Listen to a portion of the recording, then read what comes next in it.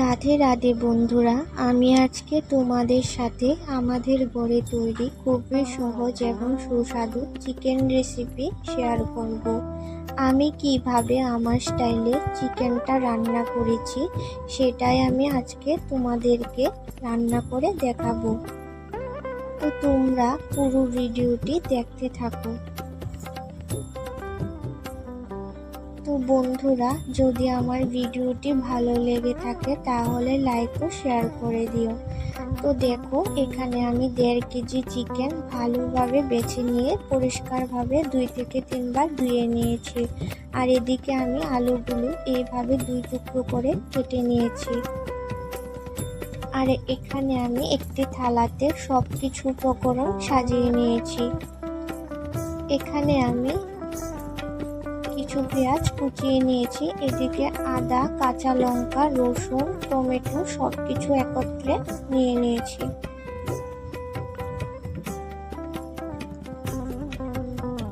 দেখো, আমি সবকিছু শিলপাটাতে বেটে নিয়েছি।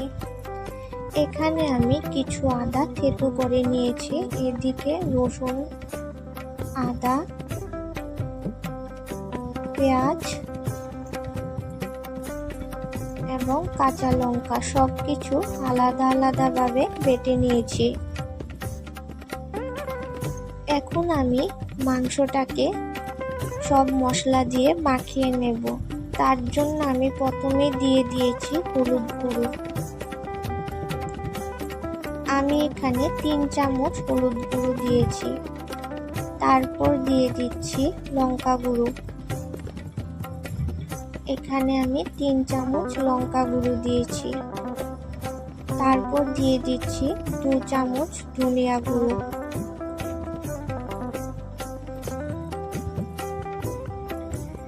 তারপর দিয়ে দিলাম 2 চামচ জিরে গুঁড়ো। এখন আমি দিয়ে দেব স্বাদ অনুযায়ী নুন। আমি এখানে 3 চামচ নুন দিয়েছি। এখন আমি দিয়ে দেব তেল।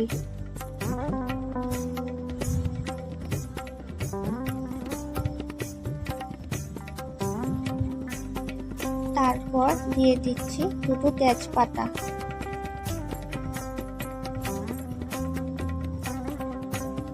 এখন আমি সবগুলো মশলা ভালোভাবে চিকেনের সাথে মিশিয়ে নিয়ে মাখিয়ে নেব।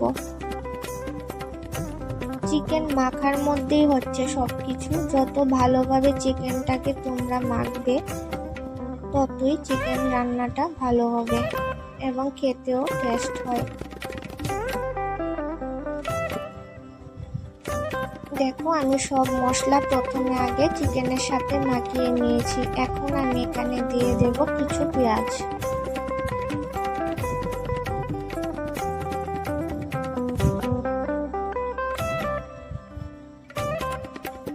দেখো বন্ধুরা, পেঁয়াজটাকে আমি এইভাবে কেটে নিয়েছি। এখন আমি দিয়ে দেব কিছু রসুন কোয়া। আমি রসুনটাকে আঁশ ছাড়িয়ে নিয়ে এইভাবে গোটা রসুন কোয়া এখানে আমি দিয়ে দিয়েছি। এখন আমি পেঁয়াজ ও রসুনটাকে ভালোভাবে আবারও মাংসের সাথে মাখিয়ে নেব। মাখিয়ে নিয়ে আমি এখন 5 থেকে 6 মিনিটের জন্য ঢাকা দিয়ে রেখে দেব, যাতে সব মশলা চিকেনের মধ্যে ঢুকে যায় এবং চিকেনটাও নরম হয়ে যাবে। এতে রান্নাটাও তাড়াতাড়ি হবে। তো এই ফাঁকে আমি আলুটাকে ভেজে নেব। তার জন্য দিয়ে দিলাম কড়াইতে তেল।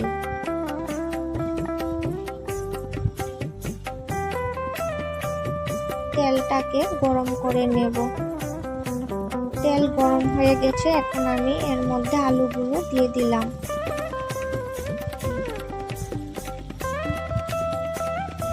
সামান্য নুন ও হলুদ দিয়ে আমি আলুটাকে হালকা লাল করে ভেজে নেব।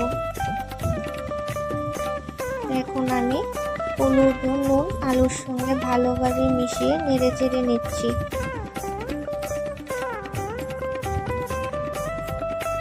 এখন আমি কিছুক্ষণের জন্য ঢাকা দিয়ে দেব। ঢাকা দিলে আলুটা আস্তে আস্তে ভাজা হয়ে যাবে আর আলুটা একটু মজে যাবে। তো দেখো আলুটা হালকা লাল হয়ে এসেছে।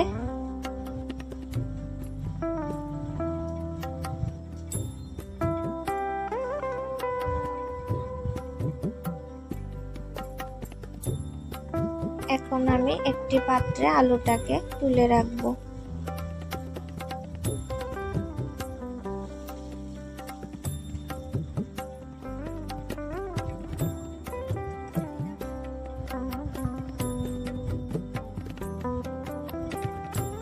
তো দেখো আলুটাকে আমি এমন ভাবে ভেজে নিয়েছি। এখন আমি তেলের মধ্যে দিয়ে দিব গোটা দারচিনি, গোটা এলাচ, গোটা লবঙ্গ এবং এক টুকরো জয়ত্রী। এলাচটাকে অবশ্যই ফাটিয়ে তোমরা দেবে। আর এখন দিয়ে দিচ্ছি গোটা শুকনো লঙ্কা এবং 3টি তেজপাতা। এখন আমি এইগুলোকে একটু লাল করে ভেজে নেব।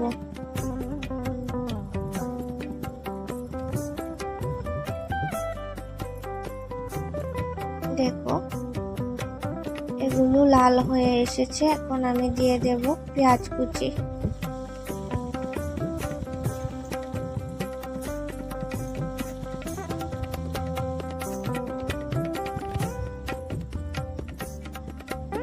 পেঁয়াজটাকে আমি লাল করে একটু ভেজে নেব।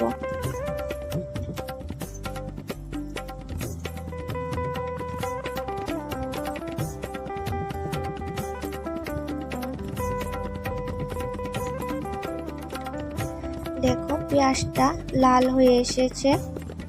এখন আমি এখানে বাটা মশলাগুলো দিয়ে দেব। দেখো এখন আমি দিয়ে দিয়েছি পেঁয়াজ বাটা,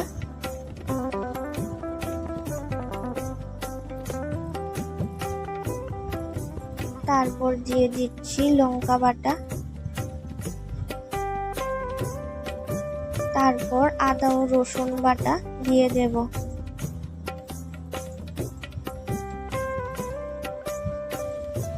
এখন আমি সবকিছু ভালোভাবে মিশিয়ে নিয়ে মশলাগুলোকে কষিয়ে নেব, যাতে করে পেঁয়াজ এবং রসুনের কাঁচা গন্ধটা চলে যায়।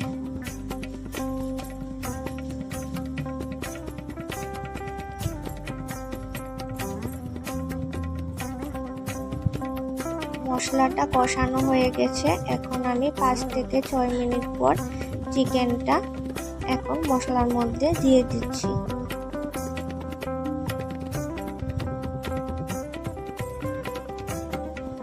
এখন আমি ভালো করে মশলার সঙ্গে চিকেনটাকে মিশিয়ে নিয়ে নেড়ে চেড়ে নেব।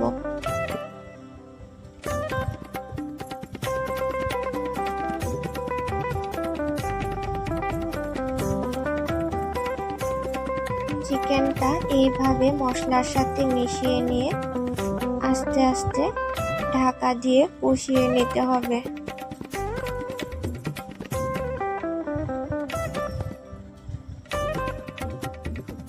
এখন আমি কিছুক্ষণের জন্য ঢাকা দিয়ে দেব। ঢাকা দিলে কি হবে, মাংসটা তাড়াতাড়ি নরম হয়ে যাবে আর রান্নাটাও তাড়াতাড়ি হবে। যখন ঢাকা দেব অবশ্যই চুলার আঁচটা কমিয়ে নিতে হবে। তো দেখো কিছুক্ষণ পর ঢাকাটা সরিয়ে নিলাম। এখন আমি আবারও চিকেনটাকে এইভাবে নেড়ে চেড়ে একটু কষিয়ে নেব। চিকেন রান্না মানে হচ্ছে যে চিকেনটাকে এইভাবে কষাতে হবে বারবার। যত ভালোভাবে নেড়ে চেড়ে কষানো যাবে ততই চিকেনের টেস্ট আলাদা হবে। তো দেখো এই মোড়টা আমি দিয়ে দিচ্ছি থেতো করে রাখা আদা। থেতো করে আদা দেওয়ার কারণটা হচ্ছে যখন তোমরা ভাতের সঙ্গে মাংসের ঝোলটা মেখে খাবে তখন আদাটা মুখে পড়বে আর খেতেও ভীষণ ভালো লাগে। তাই আমি প্রথমে আদা বাটা দিই আর মাঝখানের সময়টাতে আমি থেতো করে আদাটা আমি সবসময় মাংসের মধ্যে দিই। আর তোমরাও এইভাবে দিয়ে দেখবে, ভীষণ ভালো লাগবে।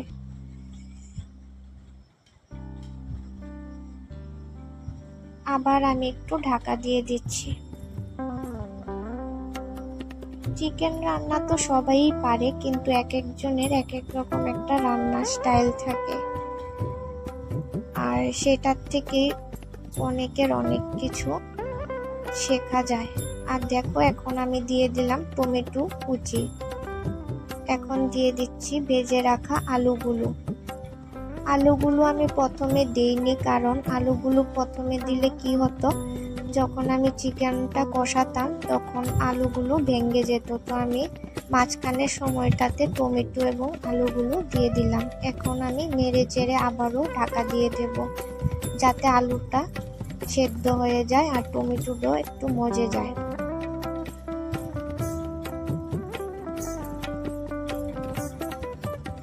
তো আমি আবারও একটু ঢাকা দিয়ে দিচ্ছি।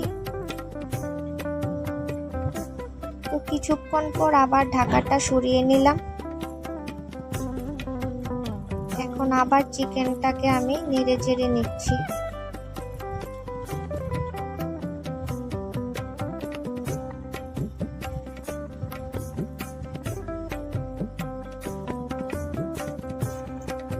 তো দেখো আবারও আমি চিকেনটাকে ভালোভাবে কষিয়ে নিচ্ছি। তো দেখো আমার চিকেন কষানো হয়ে গেছে।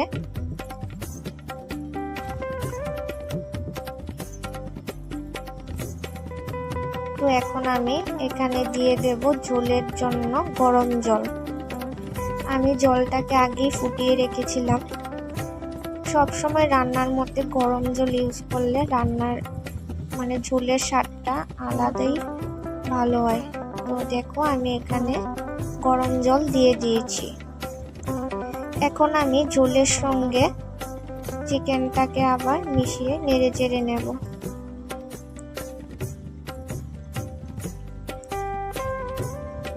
মিশিয়ে নিয়ে আমি ঢাকা দিয়ে দেব, যাতে ঝোলটা একটু ফুটে আসে।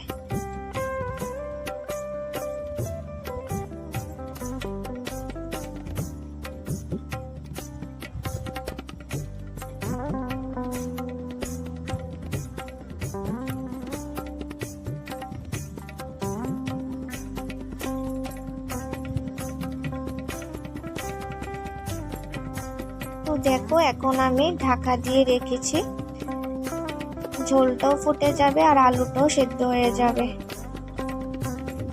তো কিছুক্ষণ পর ঢাকাটা সরিয়ে নিলাম। তো দেখো ঝোলের কালারটা কি সুন্দর এসেছে আর চিকেন থেকে তেলটা ছেড়েছে, আলুটাও সেদ্ধ হয়ে গেল।